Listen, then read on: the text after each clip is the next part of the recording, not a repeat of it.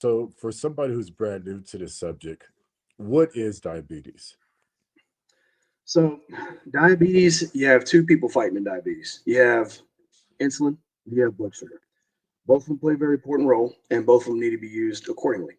So, in diabetes, there's a problem with what's a good way to break it down? There's a problem with the transmission system. So, what insulin does is help mobilize the blood sugar that is in our bloodstream and get it where it needs to go. Obviously, brain, muscle tissue, if you're out training, you're going to need sugar in your muscles to work. If you're working, like you're all putting me to work today, I'm going to need sugar in my brain to think. Insulin's job is to mobilize that blood, the blood sugar that's flowing around in our circulatory system in our blood to push it in the tissue where it goes.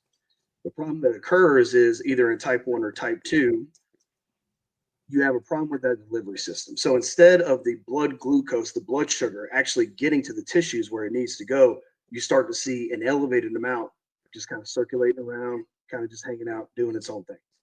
And that's where it really becomes a problem because the issue becomes is instead of since it's not getting into the tissues and it's just kind of hanging out in the bloodstream, then you start to worry about that glucose kind of lobbing onto areas like your kidneys, like your leading to chronic kidney disease, like your veins and your arteries that can lead to peripheral vascular disease, and so on and so forth. So that's the biggest thing. You got insulin, blood sugar. There's a problem with getting the sugar where it needs to go. So then it just kind of stays in the bloodstream. And that's what we have to fix. So one way, if your mind can get you to lean forward just a little bit, so we have a little bit of connection. You're giving great information, and for me, I'm just trying to go back to food.